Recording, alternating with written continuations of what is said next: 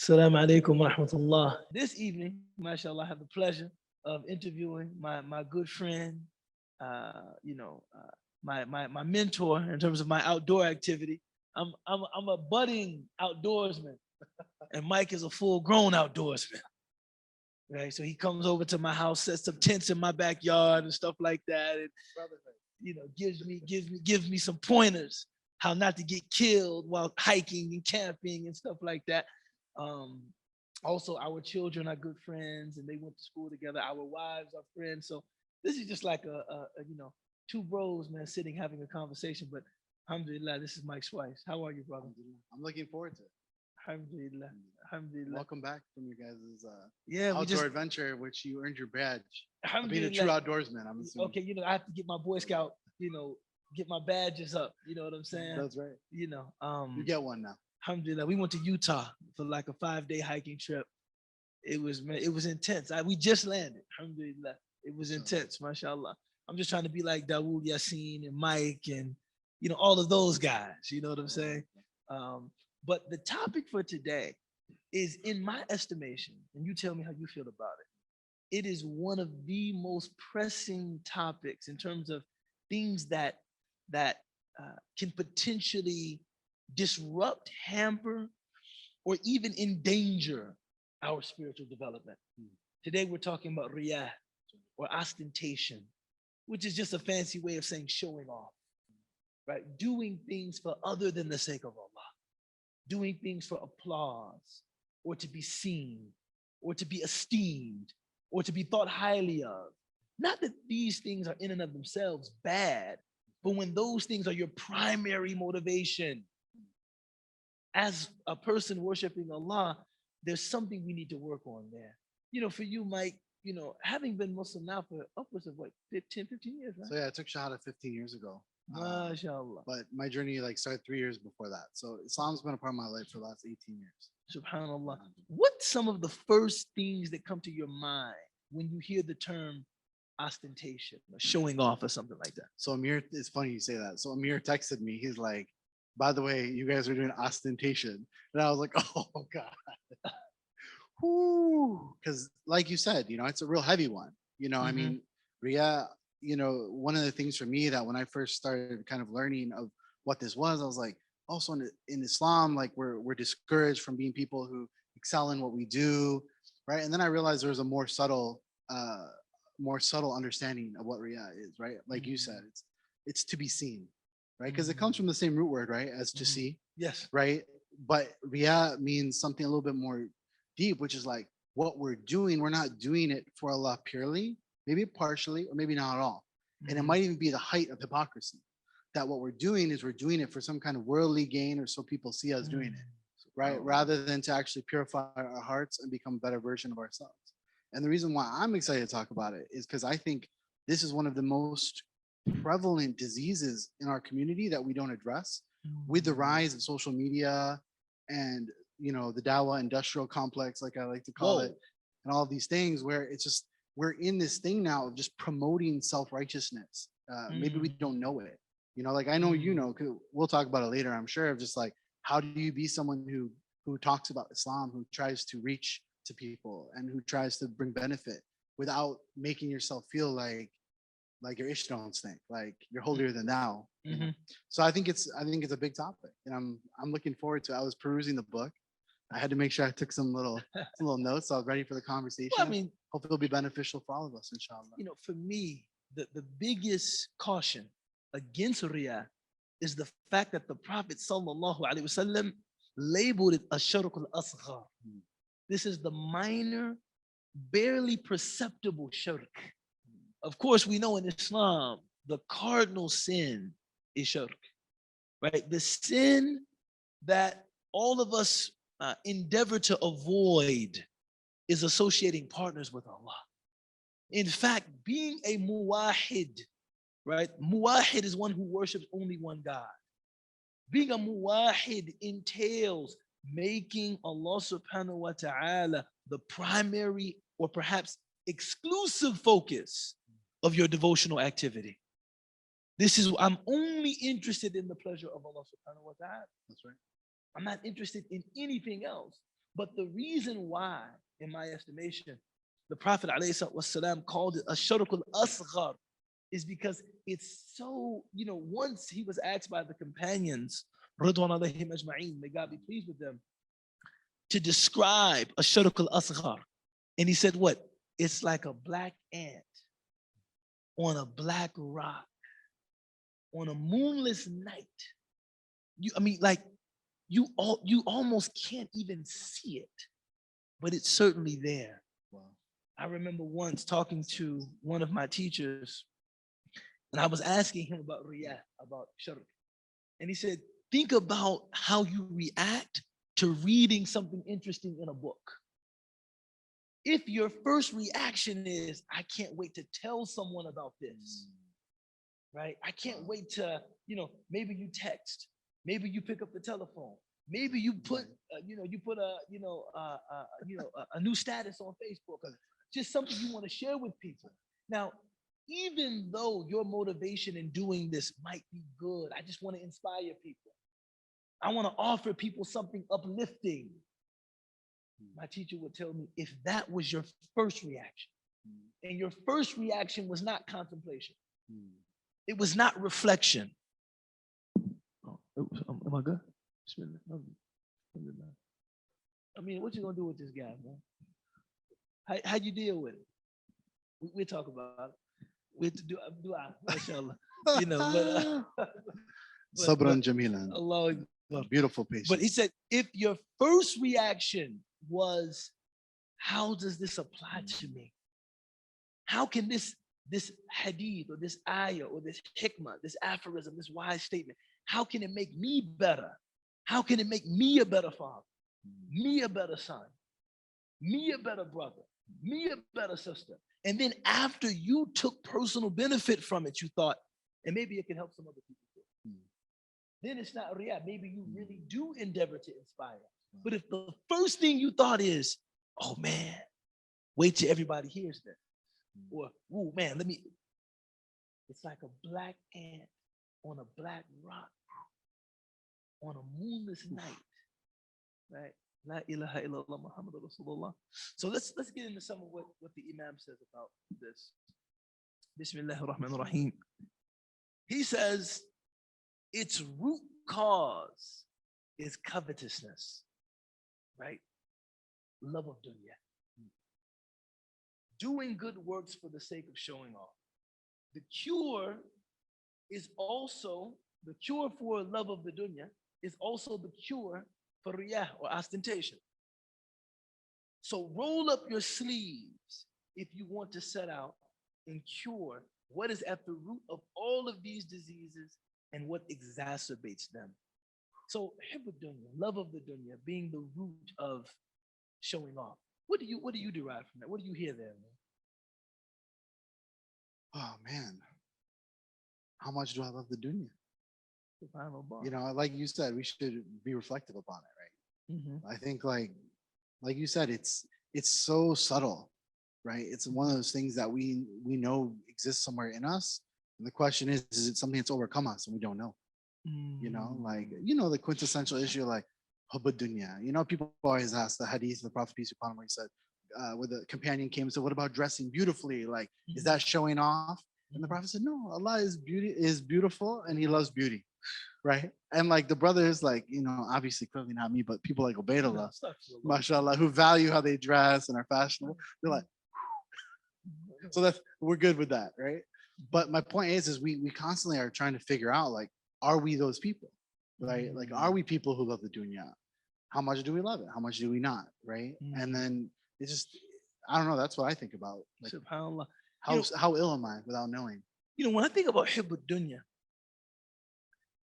I think what he's suggesting is that in showing off for people, what kind of worldly benefit are you trying to accrue from them? What do you want from them? Right? What do you want? Do you want them to clap for you?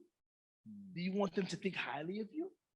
Do you want them to esteem you? Do you want them to promote you? Do you want them to love you? What do you want from them? Because if you worship Allah in sincerity, you could actually have all of those things.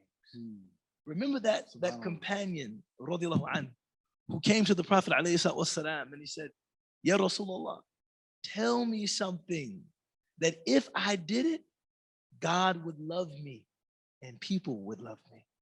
You know, what's interesting about that is that the Prophet ﷺ did not scold him for wanting to be loved by people. That's a natural part of being human. Man. We want to be loved. We want to be appreciated.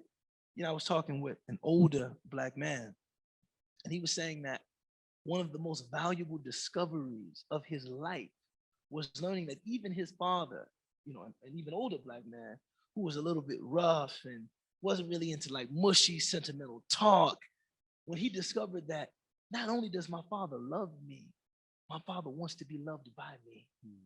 Even though my father's from a generation where, you know, if I called him and said, you know, Dad, I love you. Okay, son, here goes your mother. You know what I'm saying? I don't want to talk about all that, man. Okay, son, here's your mom. But no, my father wants to feel loved. We all want to be loved. We all want to be validated. So when the man came to the Prophet ﷺ and said, tell me something that if I did it, Allah would love me. And if I did it, people would love me. The Prophet didn't say, why do you want to be loved by people? He said, what? Izhad fi dunya yuhibka Allah. Don't love the dunya. Izhad fi dunya. Don't, izhad fi dunya, literally be a zahid in the dunya. Be abstinent in the dunya. Which doesn't mean, well, don't forget, you know, your portion of the dunya. But don't make the dunya your highest aspiration. Right? You have some people, when you listen to them, and some, I mean, most of these people that I'm thinking about, they're not Muslim. And when they talk about their startup company and what they're willing to offer for it, what they're willing to sacrifice for it, when they talk about, you know, their art, that's a big one in Western culture. When musicians talk about their music or visual artists talk about their artwork, you would think that this art guaranteed them salvation. You would think that this business succeeding meant that they were going to go to an eternal paradise. This is the depth of passion they can summon when talking about it. Izhad fi dunya means only talk about akhirah like that. Doesn't mean that you have to have a dispassionate relationship with those things that are a part of your life. If you like working out, or you like camping, or you like hiking, or you like cars, or you like architecture, or you like interior design, or you like graphic design, you can love those things. But make sure that Allah subhanahu wa ta'ala is the highest source of your aspiration. Meaning, I love those things. Yeah, anyone who knows me knows that I love certain things. I love certain things. Don't we all love stuff? We all, لِكُلِّ نَفْسٍ شَيْءٌ تَمِيلُ إِلَيْهِ. Every soul has something it inclines toward. Zuhud means, but there's a place in my heart that is only for God. There's a place in my heart that money cannot enter. There's a place in my heart that art cannot enter. There's a place in my heart that self-expression cannot enter. There's a place in my heart that homes and clothes and cars cannot enter. That place is reserved for Allah subhanahu wa ta'ala. That's what izhad fi dunya, making sure that there is a place in your heart, only God gets that. Right? And he says, what? If you do that, God will love you. God will love you. And then he said, izhad fima inda nasi yuhibbuk. Be a zahid, or don't be so concerned about what people have, and they will love you. Right? Don't be so concerned about, you know, what this person is making and how much their house costs, and somebody gives you an invitation to their home and you got to go on Redfin and see the value of the home. And, why? Yeah, don't do that, man. Don't, you know, people can feel that. How much are those? What'd you pay for a place like this? Right? The prophet said, be a person that doesn't do that, and people will love you. Right? But when you're a person who wants something from people, you lack that zuhud. Like the people are your highest aspiration. Then riyah, ostentation comes into the picture. You see what I'm saying? Yeah. You know, when it's like, I don't want anything more than what they can give me. And so, I'll pass it back to you, but that hadith of the Prophet ﷺ that's recorded in Sahihain, in the two Sahihs, comes directly to mind. Directly to mind. There will be three people that come before Allah on Yawm al-Qiyamah. One of them will be a wealthy man who spent all of his money in good works, right? Giving charity. The other will be a scholar or a Quranic reciter that spent all of their time studying and reciting the Quran. And another will be a mujahid, somebody in his, seems fitting that we had Memorial Day yesterday, right? Somebody that gave the ultimate sacrifice, gave their life for the sake of Allah. The first, right, the philanthropist will come before God, and God will say to him, I gave you abundant wealth. What did you do with it? And the philanthropist will say, I gave it all for your sake, Ya Rabbul Alameen. I gave it all for you, O Lord of the worlds. And Allah will say, no. You gave it so that people would say he's so generous. Huwa Kareem, Huwa Jawad. And thus, it's been said. And then that person will be made to face accountability. The next person, I gave you time and I gave you ability so that you could seek knowledge. I read this, I shudder. What did you do with that time and that talent? I sought knowledge and I taught knowledge. And I did it for your sake, Ya Rabbul Alameen.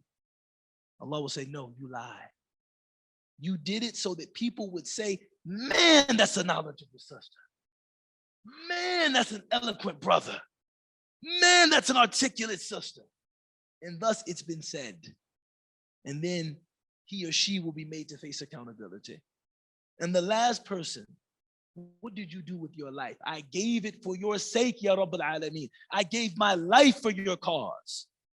You lie. You gave it so that people would talk about your bravery. People would talk about your courage. Songs would be made about you. You would be celebrated and rhapsodized about. And thus it has happened. And even that person that apparently, ostensibly died as a mujahid fi sabilillah will be made to face punishment. Because the people was the highest, or the people were the highest source of their devotional ambition. And zuhud means what? Only God is the real source of my devotional ambition. The next thing he says is, I mean that showing off is one of the calamities of the heart. To perform an act of devotion for other than the Creator's sake. Rather, it is for the purpose of seeking some worldly benefit or praise from his creation, or to protect oneself from the opposite. Right? That is loss of wealth or dispraise. That last bit.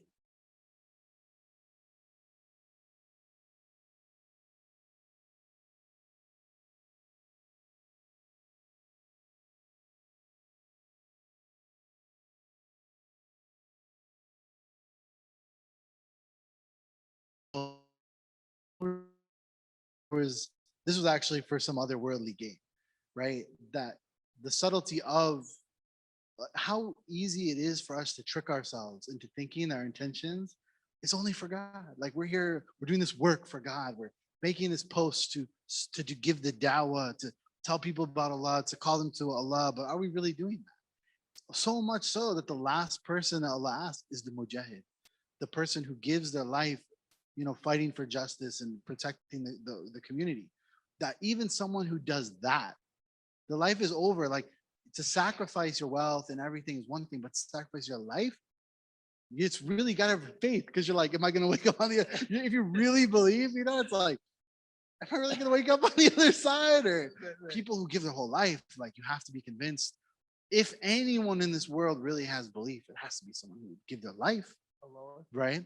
So I think what's so profound, the Imam warns us when he opens this chapter, pull up your sleeves. This is hard work. Because this is hard work. This is hard work. Right. And I like that's to me, like whenever I think about stuff, like it's like I don't know, he's an outdoorsman now, right? You guys all give Ubaydullah I got my the thing. patch. Now he went to Utah, right? So they don't have this in Utah, but have any of you guys been out in the woods, like around here or in Colorado? You guys know what ticks are? Yeah. Oh, you're from Tennessee. So of course you know. So ticks are like these little, like, sorry, I'm about to get all creepy. They're like these little bugs, right? But in some places they're super small, like deer ticks. They're super small. Right? What they do is they sit on like plants, on leaves, on trails where like deer and animals come through. And what they do is they jump onto the off the leaf onto the animal, and they burrow, and they suck the blood. And some of them give Lyme disease, right? So if you guys ever heard of Lyme disease, it comes from ticks. And they burrow, and then they suck blood, and they become like these puffer thingies.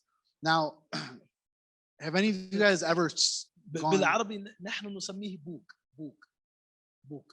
Oh, is that what a tick is in Arabic? Yeah. Book. I see my brother, They have ticks my in- Egyptian brother looking like. So if you've ever been camping or you've ever been in a wooded area, even around here, like if you go out into the woods and go hiking like off the trails, you should always be careful because you have to, anyone who goes outside knows you have to check yourself, right? And like there's certain parts of the body, like through here, where essentially where there's high level of blood flow here, armpits, private areas, things like that. And I'm telling you, I'm never so meticulous about looking at my body as from when I come out of there, because one time when I came back from Boy Scout camp when I was a kid, there was like a tick crawling on me, and like it hadn't burrowed in me yet, but it was like just crawling on my legs, like a tick. And I flicked off, and then it starts burrowing in you, right? So what's to me, I don't know, this metaphor just kind of comes up when you talk about it because they're so small, yet they can be so harmful, and oftentimes you don't know about it until it's too late. But the other part, just to extend your metaphor, little ping pong here, you know what I'm saying? Is that the tick wants to burrow where blood flow is most active. And so you see this disease of riyadh, it's something that impacts who? The philanthropist. See, the stingy person doesn't even have to worry about riyadh. She's stingy. She's not giving anything to show off or for the sake of Allah. She's not giving anything, period. Right? The person that has no aspiration to learn, right? The person that wouldn't dare set foot in Leaf on a Tuesday. Right? Kind of like the religious blood flow is not even there. You see, it's like a person who is like, give up my Tuesday during the NBA playoffs to go study something about Islam. What? And Kyrie is playing, and he just stomped on Lucky to join in the middle of and the Boston fans are about to be on him like crazy. You want me to sit in Talib and study something about my heart? A person I'm feeling that you wish you were watching a basketball game. No. But I'm saying it's only people like riyadh is a disease that impacts the people that are striving for some reason. People that aren't striving, this isn't really a thing for them. Like one thing that they know they're safe from is riyadh, which is odd. But that is really odd. Yeah. A person that's like, I don't do anything religious. Well, we know that person is safe from riyadh because he's not doing anything. Maybe not safe from other things, but right. Safe from riyadh. Maybe she isn't safe from other things. Maybe he isn't safe from other things. But we know they're not showing off. That's right. Because they're not showing anything. But the person that is like making an effort and coming to the prayers and giving for the sake of Allah, spending in charity, and the person that is trying to learn, and the person that is engaged in different levels of self-sacrifice, this is the person that has to be careful.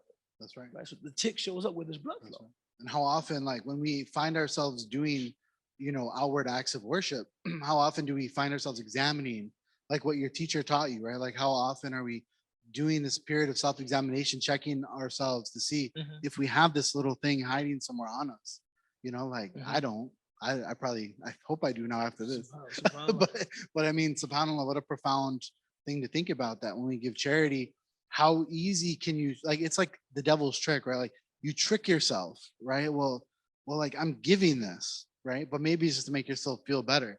Or maybe it's like, Absolutely, no, man. no, it's for the people. But then like you're like you have it on Instagram and you're like, oh, here I am passing out food, to the homeless or to whoever. Ubaydullah Yeah. Evens, Fa'alu lil khair.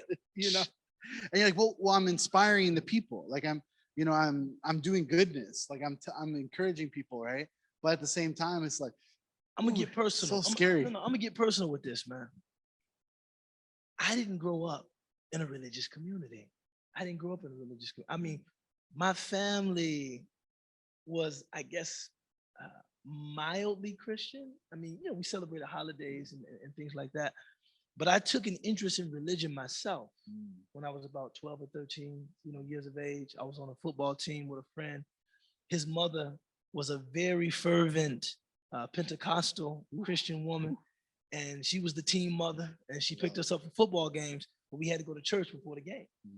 All of my teammates would go to church and just sit and fall asleep, but I would actually pay attention. And I actually decided myself to get baptized. Wow. Right. And then I started attending with her Bible study like twice a week. Wow. At the age of 12, man. I was interested in religion from a very early age. Right. But I mentioned that to say I had no experience with people giving charity for in fact, I had no experience with people giving charity, period. And so it wasn't until I became Muslim that I saw somebody give away $100,000. And it really startled me. I was in Detroit. Are you sure? No, bro. Do you add extra zero, brother? I was in Detroit. I was in Detroit. It was a fundraiser for the Iman Clinic. The great Dr. Rami Nashashibi was speaking.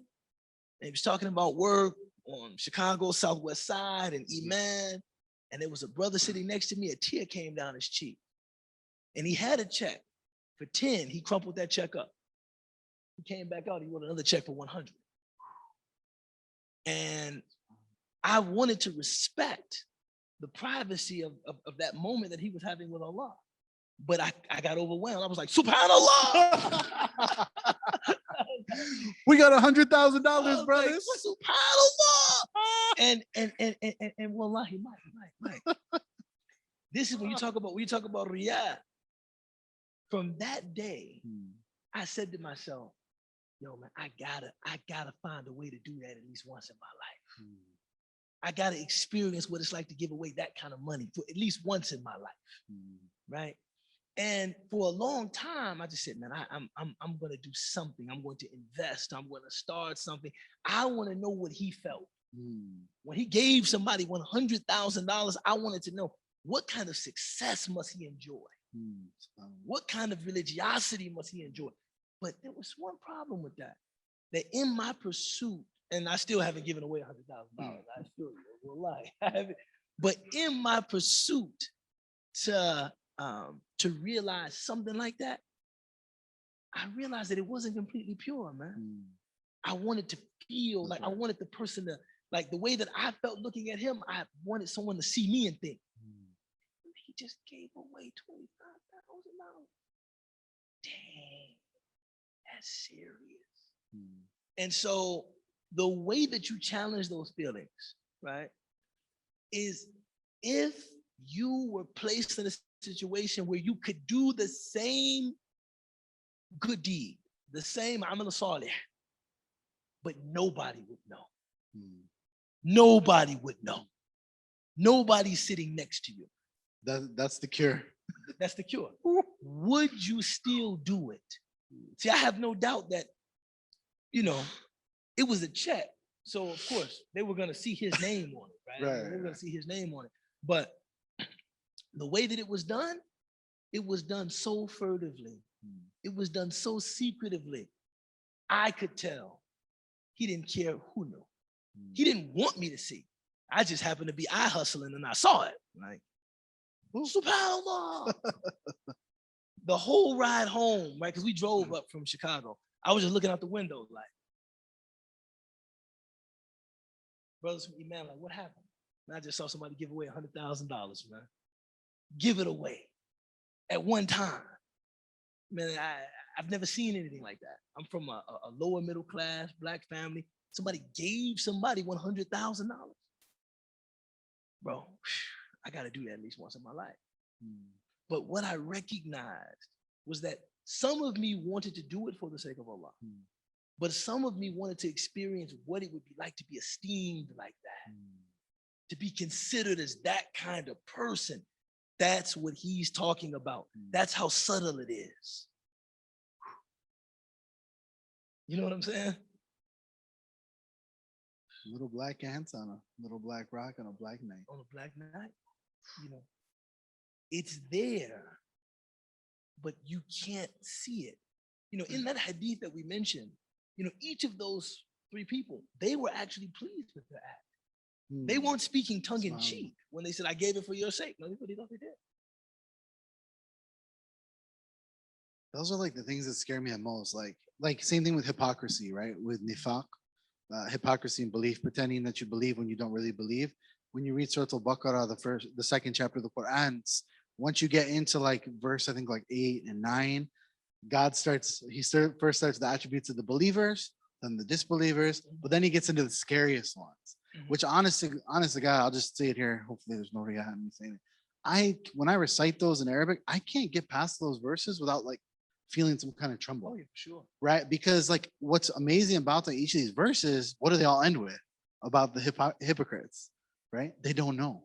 They don't know. They're not aware, right? And like, yeah, they don't know. They don't know about it. And those are like the things to me, the afflictions that are so scary, but they're also kind of, in some ways, and maybe we'll get into this in a little bit, like they're also kind of debilitating, right? Because like, so how do you then teach a class, right? Without thinking like, is this solely for Allah? Like, you know what I'm saying? Well, how do you hold yourself suspect like that? You know, Imam Ghazali, his remedy for this was simple. He said, when you want to speak, be silent. And when you want to be silent, speak. Because it goes both ways. A lot of people don't realize, you know, they say, فَمَنْ أَرَادَ الشُّهْرَ فَهُوَ عَبْدُ الشُّهْرَ. Whoever wants fame is a slave to fame. فَمَنْ أَرَادَ الْخُمُولِ فَهُوَ عَبْدُ الْخُمُولِ. And whoever wants obscurity is a slave to obscurity. You know, some people just, even if doing the right thing necessitates being known, they just want to remain unseen. They will not push themselves to do it. Wow. You know, it's like when you see an act of injustice, none of us really wants to get in someone else's business and speak up and bring heat and tension and conflict and discord to our lives. I don't need this in my life.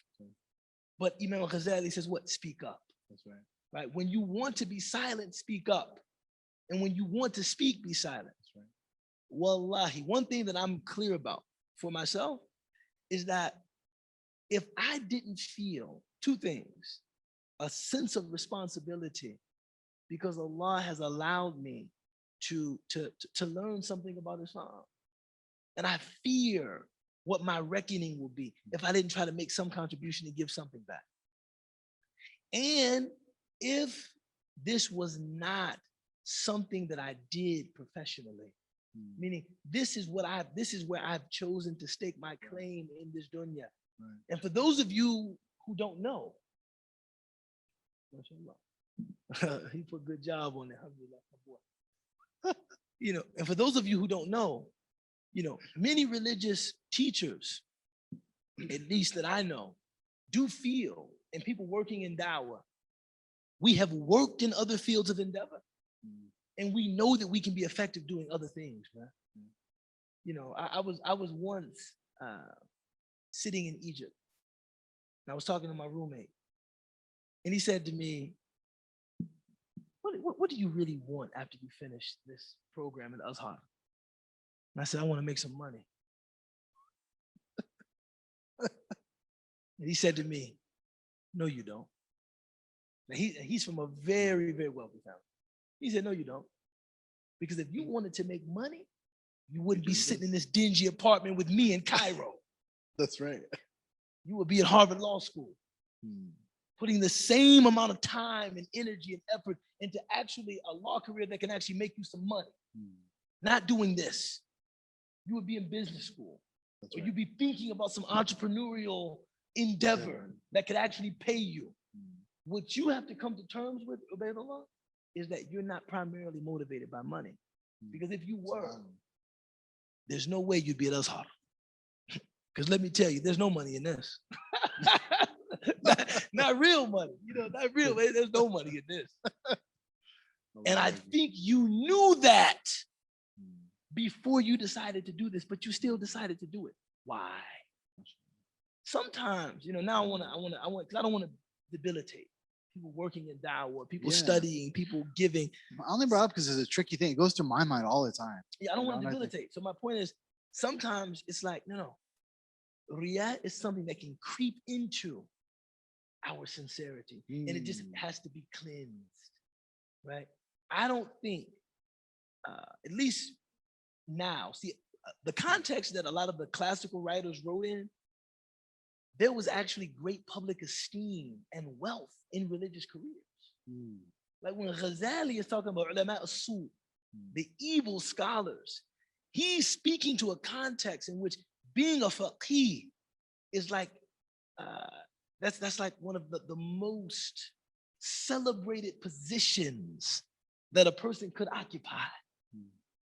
We're working in a context where somebody working in dawah, I mean, really, somebody teaching Islam, I mean, it's not, right? And this matters. We notice in the Quran, if you want proof of what I'm saying, there are no ayat about nifaq revealed in the Meccan phase of the seerah of the Prophet. They said that nifaq, or hypocrisy as a concept, is not broached until we get to Medina. Because in Mecca, there's nothing worldly to gain. Interesting. In becoming Muslim. You become Muslim, you get persecuted. That's right. You become Muslim, you get ostracized. Right. You become Muslim, you get excommunicated. Right. What is there to gain? That's right. Only in Medina, now the Muslims have a semblance of worldly authority. Becoming Muslim, there's some public esteem to be enjoyed. Then the ayat of nifaq are revealed. Wow. We live mostly in a Meccan phase of the seerah of the Prophet. What is there to be gained? That's true. In working in da'wah that could not be gained somewhere else? Yeah. Perhaps with more abundance. More lucrative manner. Right? So, inshallah, those of us, I think American Muslims, inshallah, we are generally sincere believers. Inshallah. But riyah can creep in. Right? Riyah can creep in. Right? And we just have to check the intention and purify the intention when we feel that riyah creeping in. Alhamdulillah. He continues.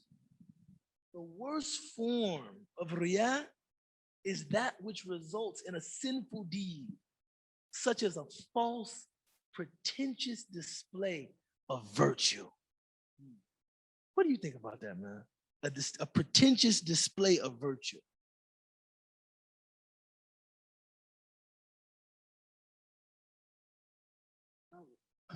I know you're not much of a social media guy, but like, this is just what keeps popping up into my head. Like, just, how, two things. So like, one is when we are talking to many of us in this class are people who have come to Islam, right? So for many of us, we're also navigating this world on how do we share what we love with the people we love, so they can find peace with God, they can get to know the Prophet, peace be upon him, they can find goodness in this life and the life to come, right? And how do we, I think you touched on it a bit, but like, how easy is the trap to fall into where we do become pretentious in the way that we approach things, where it's kind of like, we think about, not to throw our Christian brothers and sisters on the bus, but like the whole save complex, like, well, don't you want to be saved? Don't you want to know you're saved? How do you Muslims live not knowing that you're not saved? It's like, well, inshallah, we do the best we can. Like, we don't assume to say we're saved. And we also know that God's mercy is vast.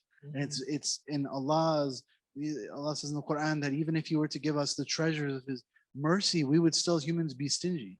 We can never be as merciful as God, right? And it's such a subtle thing. So I think like the pretentious thing is something that always terrifies me. Just like, how do we avoid that, and how easily we fall into it in the world of social media.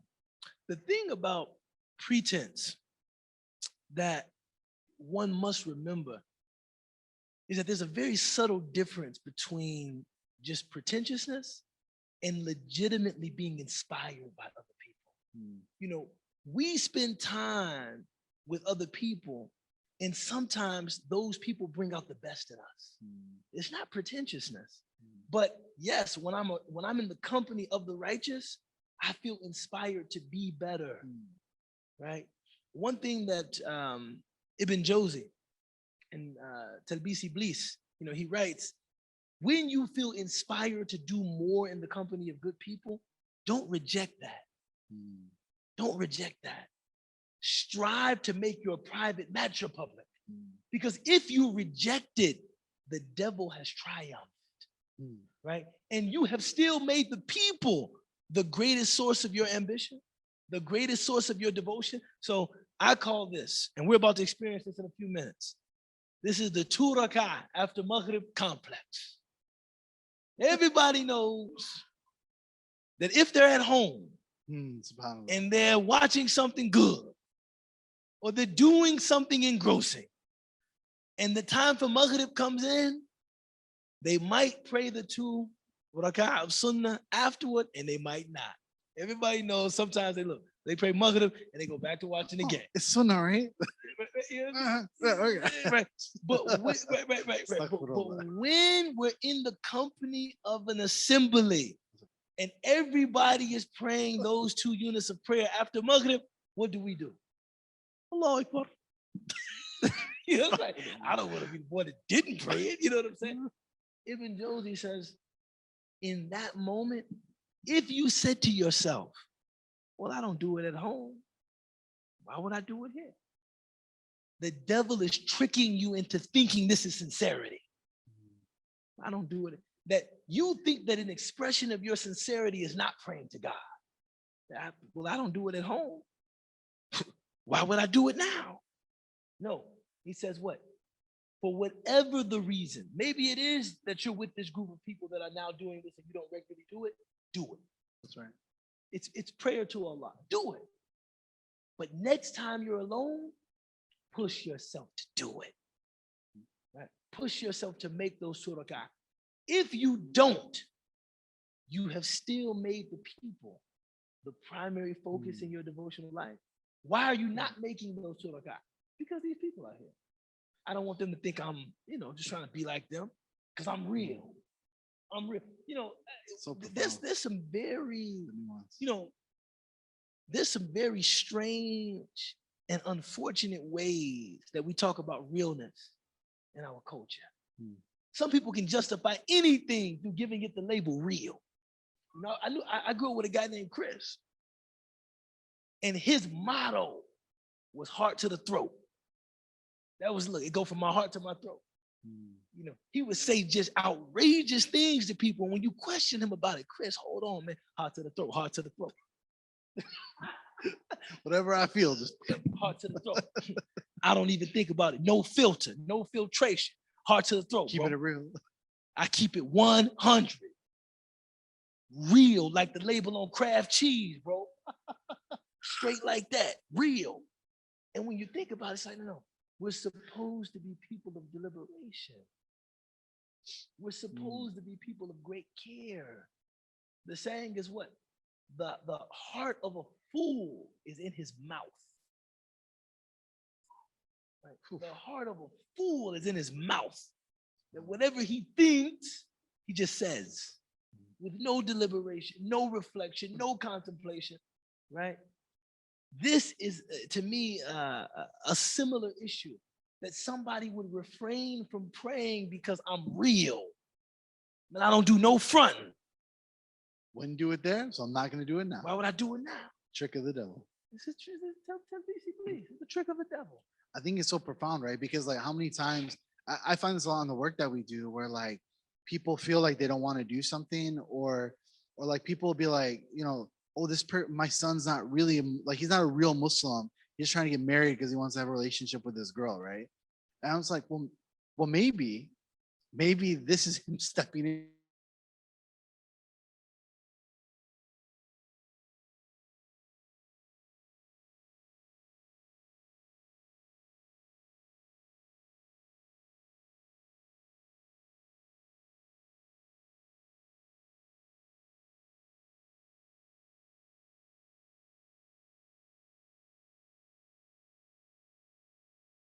Intention is maybe perhaps one of the best ways of of correcting yourself, right? And then the other thing too, man, is sometimes when you experience virtue that isn't your norm, it feels good to be a better version of yourself, man. I remember Jazakallah khair. You see, when you put that little note on there, you see how I respond. I'm like Jazakallah khair. You know what I'm saying? You see what he's like? Sallallahu alayhi wa sallam. He's reminding us of the Prophet every time. That technique, man. Like I Remind us said, of the man, Prophet. they do a good job. They do a good job. Alhamdulillah. But sometimes it feels good to be a better version of yourself, man. I was with the young Imam Omar Hadrouk from Mashallah. Naperville. He's a good guy. I like Allah the bless brother, him and man. increase him, inshallah. I mean, Allah bless him and bless his work and bless Ameen. his family. Ameen, ameen. Alhamdulillah. He said something that really made me think, man. He said, we often denounce people as a Ramadan Muslim. Oh, man, he's a Ramadan Muslim, which means that in the month of Ramadan, she does all kinds of stuff that she doesn't ordinarily do. Right? So in the month of Ramadan, she's praying Taraweeh. In the month of Ramadan, she's fasting. Month of Ramadan, listening to Quran. Month of Ramadan, reciting Quran. Month of Ramadan, performing the fara'id. At other times, she don't really care about that. After Eid, He said, but the Prophet sallallahu alaihi wasallam would increase his devotion in the month of Ramadan. Right? That Aisha said the Prophet was always generous, but he was at his most generous in the month of Ramadan. And that the Prophet was always committed to his prayer and his devotion, but he was most committed to those things in the month of Ramadan. That Ramadan represents for us a chance to be our very best. And that's not pretension. And it feels good, man. Sometimes we surprise ourselves with our strength, with our ability to do what God has commanded of us. And you're like, man, I've gone without food and drink for 15 hours. That's right. Even in the privacy of my own home with no one looking. That's right. Man, I'm not fronting.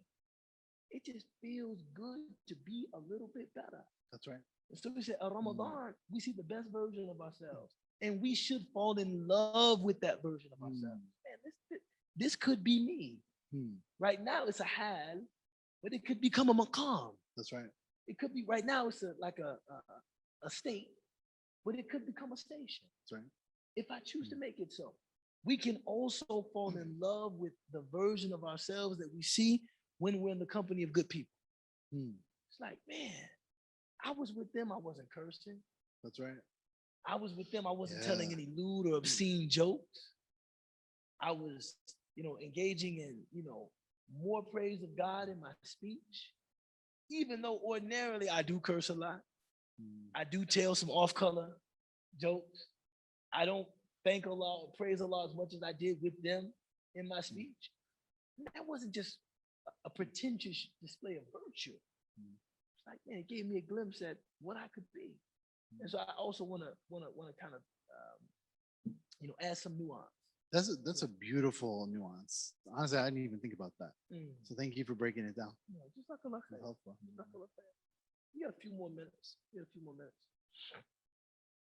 He said, the worst form of riyah is that which results in a sinful deed, such as a pretentious display of virtue, so you could be entrusted with the wealth of an orphan in this case, but showing yourself to be virtuous so that you could be made the treasurer of the community and then defraud the community of its wealth. The next degree is what is done for some worldly matter, using good deeds as a means to obtain it. So this idea of using your religious standing to attain worldly power, Terrifying. really terrifying, man. I remember being in Egypt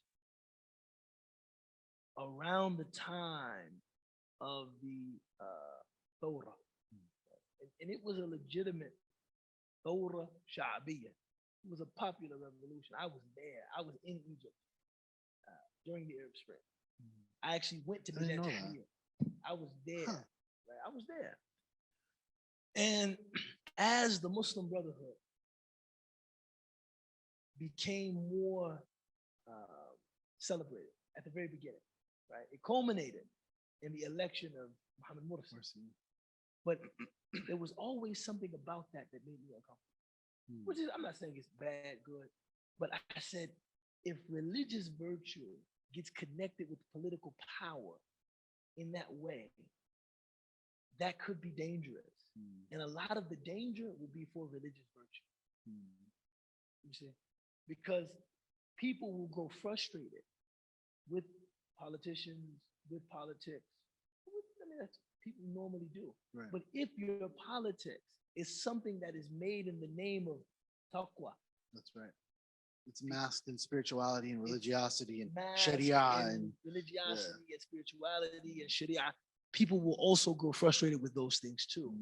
And I always feared, I had some tahaffudhat, I had some reservations because I feared that that could be dangerous.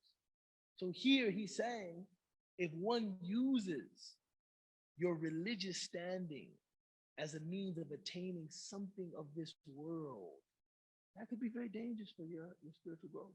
I mean, think about how much we hear about, like, with the youth in our communities or the young adults who begin to share with us like their struggles in faith, right? But as they begin to share, like, I don't know, I have doubts in my faith and this and that, and when you dig into it, you realize at some level, someone in their life, maybe it was a teacher, maybe it was a parent or a family member or someone who is using their assumed authority of religion, maybe because they're more knowledgeable or they got a bigger beard or they wear a full abaya, or whatever it might be, or they have big dhikr beads or whatever. They use this and they translate it into authority, and you use that authority. It's really funny. So I used to do what's it called? Early intervention. I'm a speech pathologist. So I used to work with children aged 0 to 3 for a long time. And I worked over on the southwest side of Chicago, so mostly Spanish speaking families. So I had a translator that would work with me. My translator, God bless her, she was awesome. But she would come with me to all the houses, and she found out I was Muslim because I, would go and like pray, and she was like, "What are you doing?" She's like, "Oh, you're Muslim." So she grew up in Dearborn, super Catholic family. Are you guys familiar with Dearborn, Michigan? All right, Arab capital. You mean that city in Lebanon? It might as well be. That's right. And subhanAllah, she said, when she said the first word she said to me, she said, haram. And I was like, what? I was like, how do you know that word? She's like, my aunt, as a Catholic, a super deep believing church going Catholic, would use that word for us to control us, to prevent us from going somewhere. Just like she saw the people like in the neighbors doing it. It's haram, don't do that. It's haram, don't go there. It's haram, haram, haram, haram. So she said, my mother started using this word. Wow. And it's like, so how many people are raised with this, like, and this is another thing, that when you're on the minbar of the Prophet, peace and blessings be upon him, when you're on his pulpit, so when you're talking about religion, not just giving a khutbah, right, a sermon, but when you're just talking about religion, how careful do we have to be, right, to not assert some degree of authority on people that then will kind of like give them that, like it's something I'm scared to death of, man, to be honest with you. Like, no, it's interesting. I mean, one of the most challenging aspects of standing at the minbar of the Prophet ﷺ is that the person that stands there, that man or that woman, gets associated with all of the beautiful souls that have stood there before you. That's right. But one of the things you have to struggle to remember is that the people aren't really seeing you. SubhanAllah. Wow. Of course, I graduated from Azhar, and I'd very seldomly even wear the tarbush. But I have a tarbush, which is the distinct red fez with the tassel to the back with the white turban with no tail. That's like our very well-known dress. But I never after you go, after you graduate, you go behind, you go in the Rasa, behind Hussein, or you can go behind Jami al-Azhar, and you can get a nice tarbush, get it made, and you're sitting there, and you look quite the religious scholar when you're wearing one. You say, wow, One of my teachers, he told me, when people see this headdress, they have husn dhan of you because of the people that have worn it before you. They don't even know you. They don't even care about you. What you have to recognize is that you have had selfless, generous people that have served people before you while wearing this. This is why if you walk around with this, people will show you respect. Now, you can take that legacy of 1,000 years and you can destroy it by being disrespectful to people, having this authoritarian attitude, being condescending, talking down to people, being arrogant, manipulating people, exploiting people. And you take this 1,000-year legacy, you put that same headdress on, and now the next person that sees it after experiencing you will say, what? I don't even like those. I don't even deal with those people. And he said that because so many of the scholars of Azhar have become ulama al-sulta, they've become the scholars of the political authority, this tarbush has fallen into disrespect among people. That this used to be a sign of great respect. So, oh wow, now people, I don't even listen to those people, right? So recognize when you stand there as a da'i, as you do, or that sister stands there as a teacher, man, there's 1,000-year legacy of people that went before you teaching. That's right. And this is why people look at you and say, mashallah, alhamdulillah, make dua for me. Now you're carrying that. How will you carry it? That's right. Will you protect it? Will you preserve it? Or will you pimp it? Or will you pimp it? I love it. Or will you pimp it? Yeah, Because you can go either way with it. You can go, people come to you, these are good-natured souls that are coming to you with openness, saying, look, they tell me you know something about the religion of God. I'm here to learn from you. If you want to exploit them, you can. But what kind of depraved soul would do something like that? And it angers me to even think about it. What kind of depraved soul would disempower people like that and destroy their relationship with God and his messenger? Because I don't even, subhanAllah. Sorry, man. No, I'm just. I feel you, man. No. It's almost like we know it because we see it. Let's just stop there, man. Ya Rabbi. Let's stop there. And just pray that we don't fall into that ever in our lives. And if we have ever mistakenly fallen into anything like that, that Allah Ta'ala would forgive us and rectify us with lutf. All of us, our whole community. With gentleness, inshallah. One thing I can't say, I'm not proud of much. I don't have much to be proud of. But I've been serving this community at different levels and different capacities for 20 years. Alhamdulillah. And I don't think that I've had any issue with anybody. I'm not saying everybody loves me. I'm sure there's some people who say, I can't stand that dude.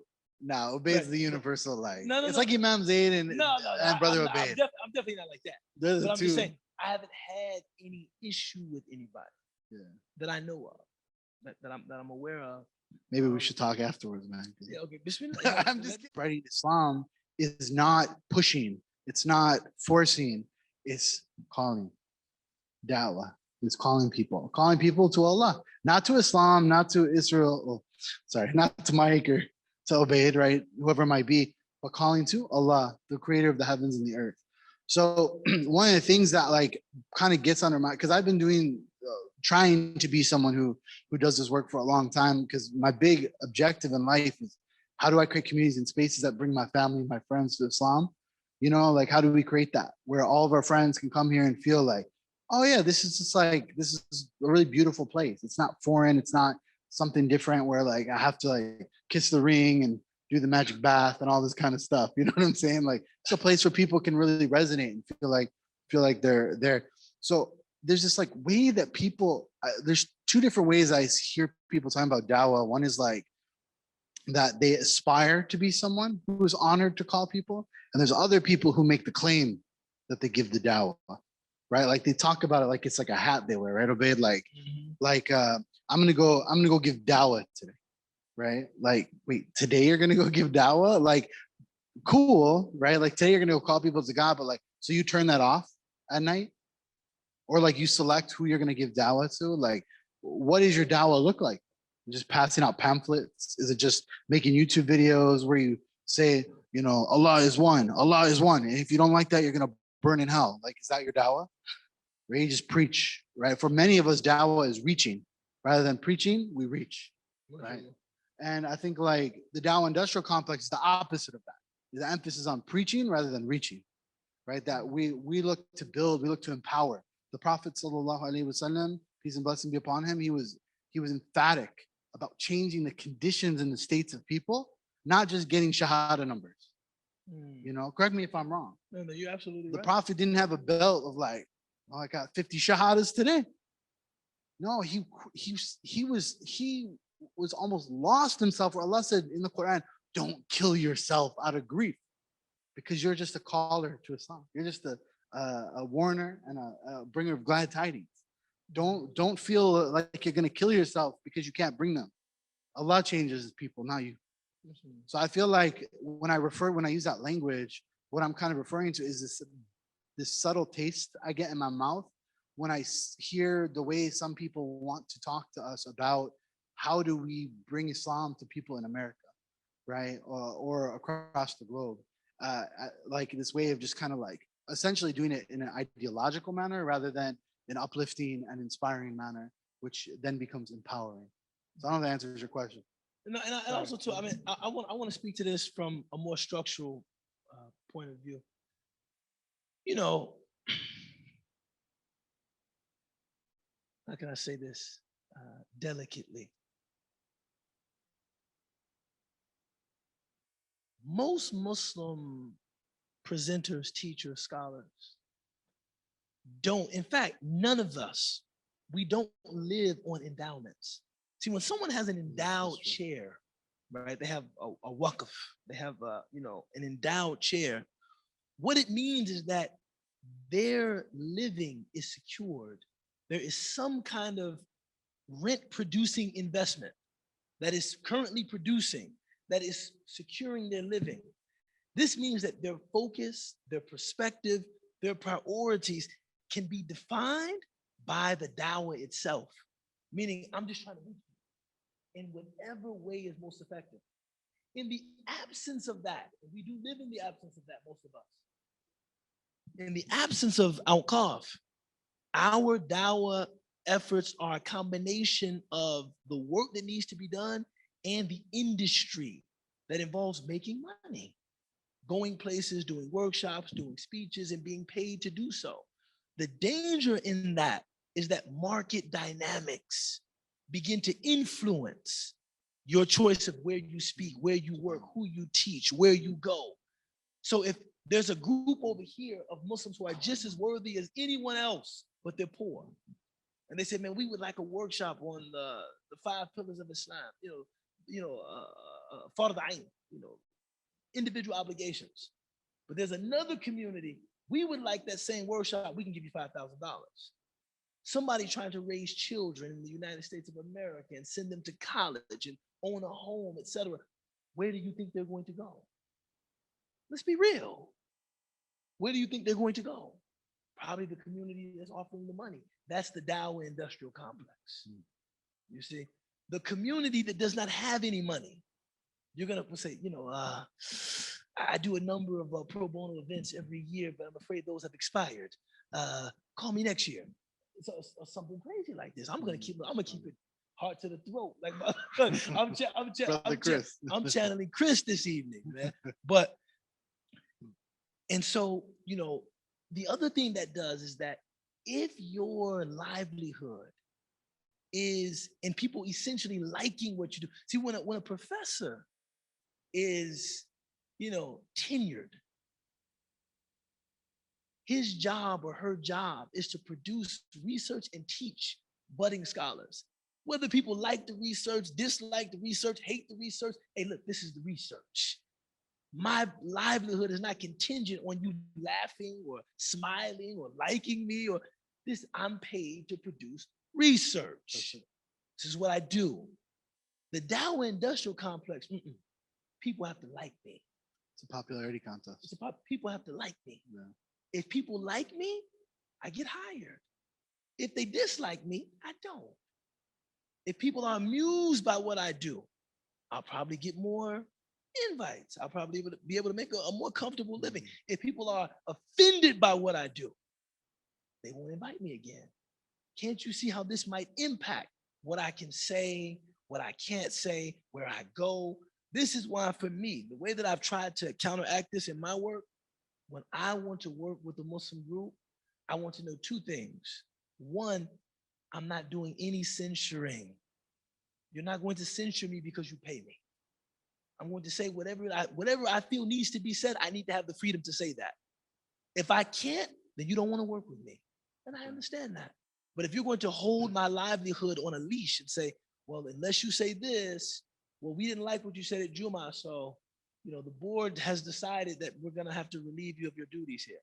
I don't play around like that. And the second thing is, of course, I have to work with Muslim communities that are well-endowed communities.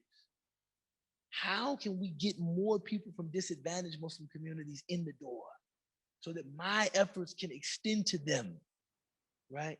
And I always retain a partnership with Iman because I want to work with formerly incarcerated brothers. I want to work with that community, right? So I think getting out of the Dow Industrial Complex is just, until we have real endowments, is being more strategic and more intentional about, okay, our work, how we're working, how we're being paid, and the work that we're doing as a result of our pay. Until then, it's popularity, it's a lot of censoring, it's trying to win fans online and saying things that will draw rounds of applause so you can get hired back for a higher pay, and all of that's silly to me. And it cheapens this work that we're doing. Yes, it does. Right? So I just think that, we want to get to a place where, religious teachers, they don't have to live lavishly, but they should be supported well enough that they're not concerned with their livelihoods, man. Yeah. They shouldn't be concerned with that. That shouldn't be, okay, if I go up and really speak about Palestine like I need to, will my kids be able to eat? That's right. That should not come to anyone's mind.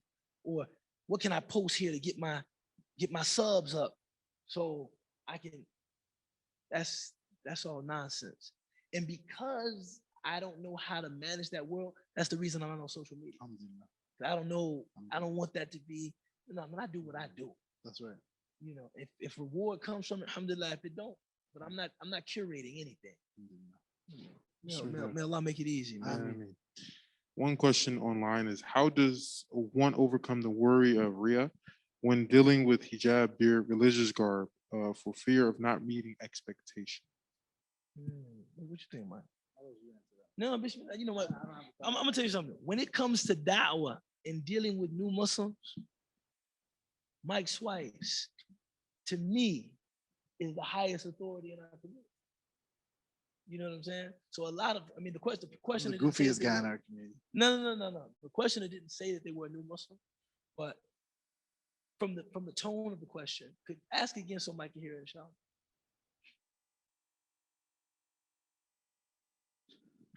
How does one overcome the worry of Riyah when dealing with hijab, beard, religious garb for fear of not meeting expectation? So let me make sure I got this right. So someone's asking, like, how if they're in a community space and they feel like they have to look like a Muslim, but they don't feel like they're interested, or like, for example, for hijab. Hijab is maybe Am I reading this right? So like a sister who is in the Muslim community who maybe doesn't wear hijab, but feels like she has to in the Muslim space, so people don't think she's some kind of like lewd or not seriously religious person. Right. Correct. Um, it's unfortunate that we give that feeling to anybody. That's all I have to say. Like, it breaks my heart that subhanallah, one of the things that we've definitely when it comes to the whole hijab thing, probably the number one cited issue from women of why they haven't become Muslim. Like when people come to me and sisters are like, oh, I'm interested in becoming Muslim, and they're like, I believe in the Prophet and I believe in this and that and the Quran and all this. But then I'm like, so like, what's keeping you from like jumping in the pool? It's like the language. You got your little toe in there, but what about the rest? Like, isn't the water right?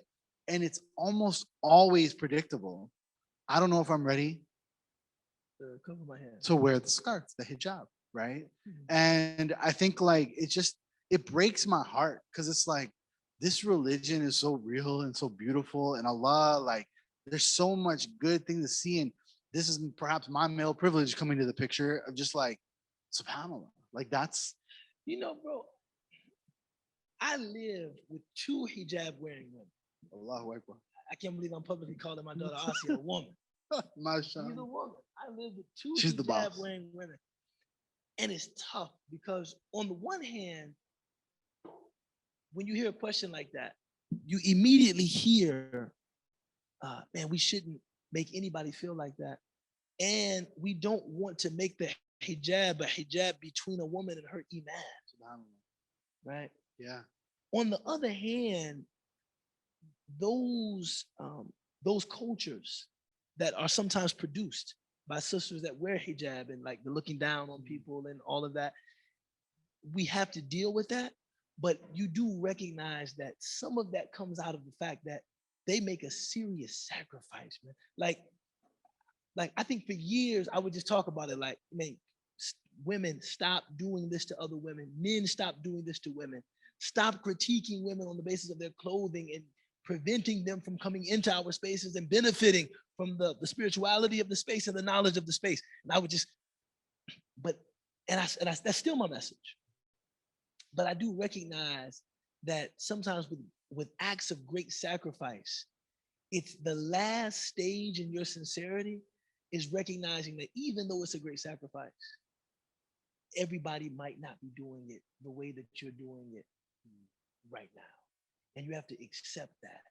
Whereas I think sometimes sisters feel like if I'm out there every day dealing with the stares and the glances and people looking at me crazy, and I do it because I think I have to, sometimes it's like a little offensive that somebody can come into the space, enjoy all of the esteem and respect and admiration and honor that I enjoy, and they don't do any of that. They don't have to experience any of that. They don't deal with any of that stuff. And it's like, I feel you, but that is what sincerity truly is to recognize that they do deserve the same respect, and they do deserve the same honor, and they do deserve the same esteem, even though you might be experiencing, let's keep it 100, man.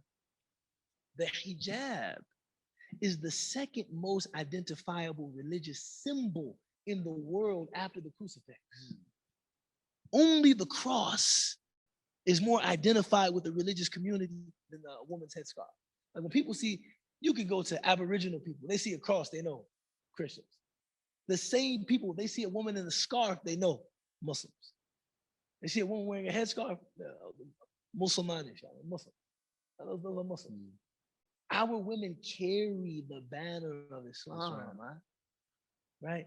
And so when they produce that little kind of attitude toward women that don't wear hijab, yes, it has to be addressed. But some of that is like, I'm not saying it's understandable. It's not what I'm saying. It's not understandable, but it's understandable. No, not understandable, but it's like, man, they recognize I'm making a very, very great sacrifice. Yeah.